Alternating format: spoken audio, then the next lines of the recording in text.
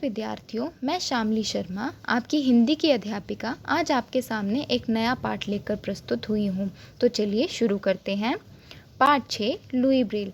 शारीरिक विकलांगता किसी के जीवन की बाधा नहीं बन सकती, इसीलिए इन्हें दिव्यांग कहा जाता है। ऐसा व्यक्ति परिश्रम और लगन से किसी भी चुनौती का सामना कर सकता है। वह दूसरों के लिए प्रेरणा तो बनता ही है, समाज के अन्य दिव्यांगों के लिए भी नई राह बना देता है। आओ ऐसे ही एक व्यक्ति के बारे में पढ़कर जानें। फ्रांस के पेरिस शहर से 25 मील दूर कूपरे गांव के एक साधारण परिवार में लुई ब्रेल का जन्म हुआ। लुई के पिता साइमन ब्रेल एक छोटी सी कार्यशाला चलाते थे जिसमें घोड़ों की लगाम तथा जीन आदि बनते थे।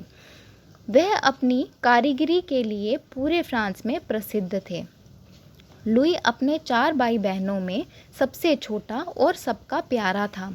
3 वर्ष का अबोध लुई एक दिन इधर उधर मटर गश्ती करता घूम रहा था।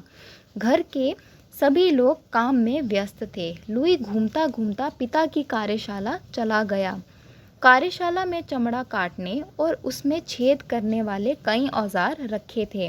नन्हे लुई ने चमड़े में छेद करने वाला एक औजार उठा लिया और उससे चमड़े पर कुछ बनाने लगा। औजार उससे संभल ना पाया और उसकी आंख में लग गया। बच्चे की चीख सुनकर उसकी माँ दौड़ी आई। आंख में घाव हो गया था। माँ ने आंख धोकर दवा डालकर पट्टी बांध दी, किंतु लुई की आंख में इन्फेक्शन हो गया और वह दूसरी आंख में भी फैल गया। धीरे धीरे लुई की आंखों की रोशनी चली गई। उसके माता पिता उसे लेकर पेरिस गए। नेत्र विशेषज्ञों से सलाह की, पर काफ़ी देर हो चुकी थी। वे निराश लौट आए। नन्हा लुई इस दुर्घटना के बाद गंभीर हो गया। उसकी चंचलता समाप्त हो गई।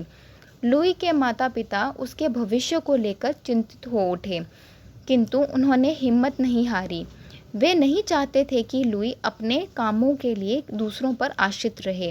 वे सदैव उसे अपना काम स्वयं करने के लिए प्रोत्साहित करते।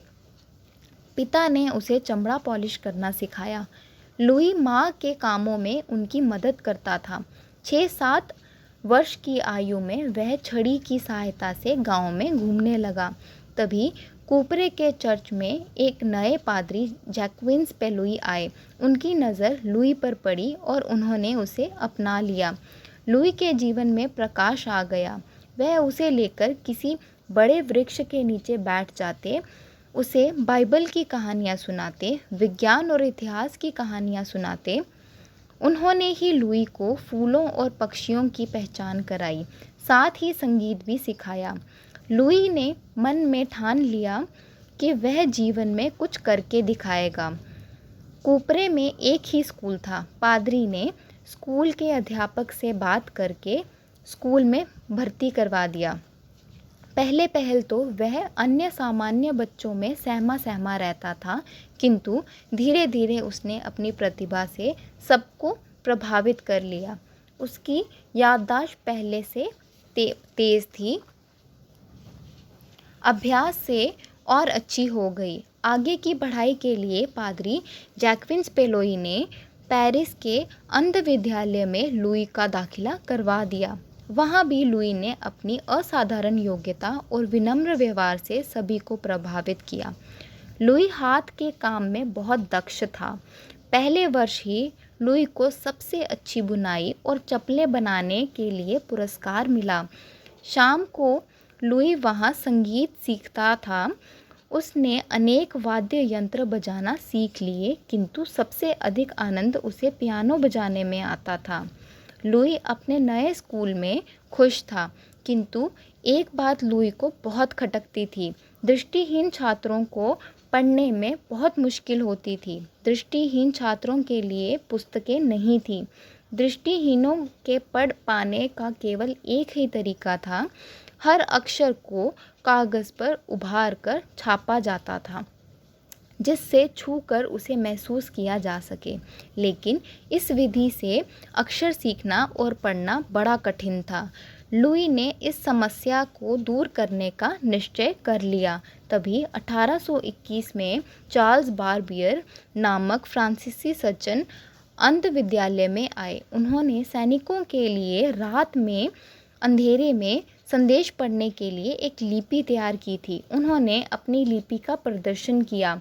इस लिपि में मोटे कागज़ पर कुछ रेखाएं और बिंदुओं को उभारा जाता था, जिससे सैनिक रात के अंधेरे में स्पर्श से संदेश पढ़ लेते थे। लुई को अपनी मंजिल दिखाई देने लगी।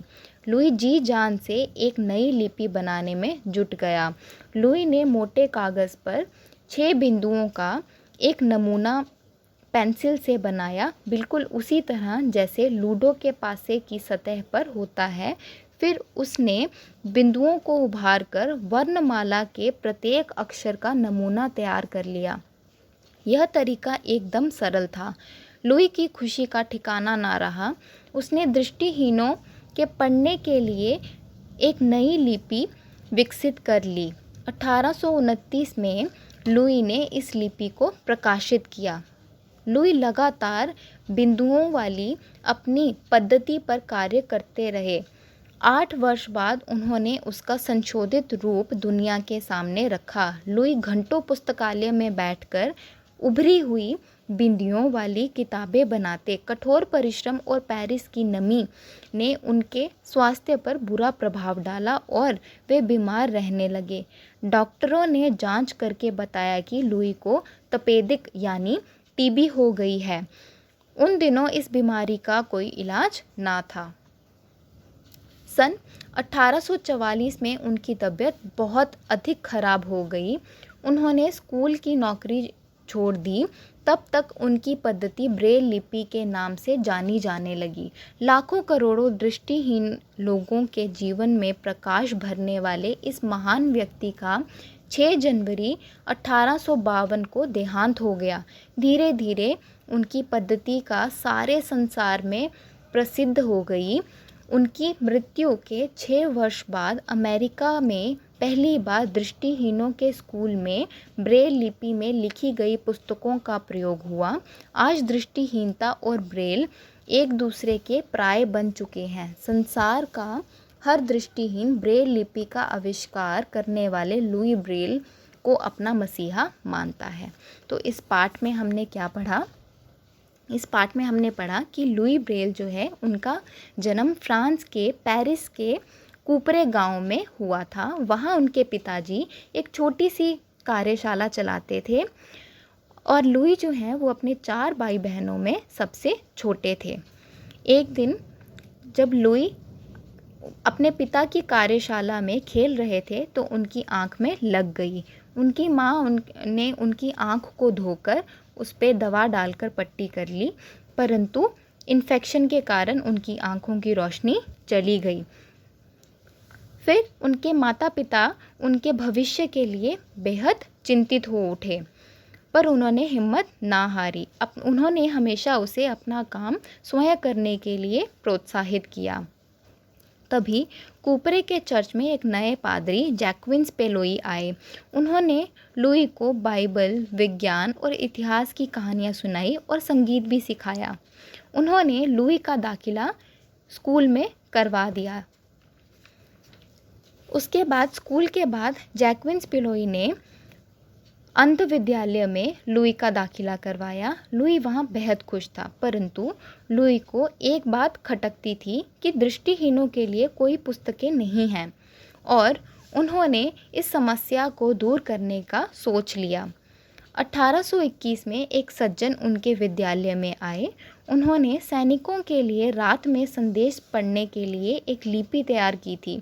लुई को अपनी मंजिल दिखाई देने लगी। लुई ने जी जान लगाकर एक नई लिपि तैयार की, जिससे अंधों के लिए पढ़ना आसान था, परंतु कठोर परिश्रम और पेरिस की नमी से उनका स्वास्थ्य खराब रहने लगा और अंत में उनकी मृत्यु हो गई। आज भी लुई ब्रेल की ब्रेल लिपि संसार में बहुत प्रसिद्ध है। तो आशा करती हूँ बच्चों आपको ये सब समझ आया होगा। अब हम शब्द अर्थ देखेंगे। अबोध यानी कि नासमझ, मटरगश्ती यानी कि मस्ती, व्यस्त यानी कि किसी काम में लगा हुआ, विशेषज्ञ यानी किसी विशेष का अच्छा जानकार, आशित यानी कि निर्भर, प्रोत्साहित यानी कि उत्साह या जोश दिलाना, सामान्य यानी कि आम, याददाश्त यानी कि याद रखने की शक्ति, दक्ष यानी कि कुशल, वाद्य यंत्र यानी कि बजाने वाले यंत्र जैसे गिटार, पियानो, सज्जन यानी कि अच्छा व्यक्ति, यशोधित यानी कि सुधरा हुआ, स्पर्श यानी कि छूकर, खुशी का ठिकाना ना रहना यानी कि बहुत खुश होना, प्रसाद यानी कि फैलाना। धन्यवाद।